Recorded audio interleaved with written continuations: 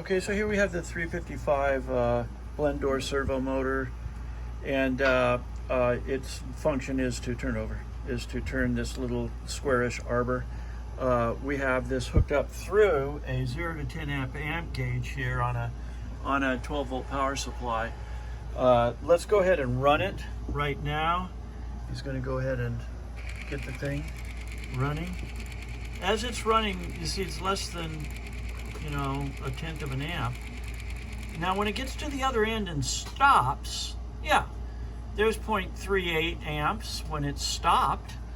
But during its running operation, it is, and now we're going back the other way, it's running at 0.08, 0.09, under a tenth of an amp. Now when it stops, that's going to draw a little bit more. But I'm not really sure how to make it change its mind about amperage draw at the end of its circuit when it's trying to drive a gear with an electric motor that's dead-ended.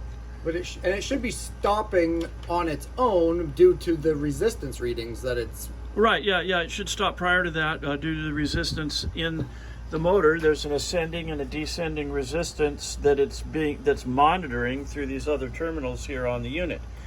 So yeah, before it dead ends at either end, it should automatically turn itself off. And it's not spiking on initiation, it's only spiking at the end of its travel. So we'll send this video off and see if that makes sense. It might be actually quite physically the correct positioning of the blend door on the motor. All right.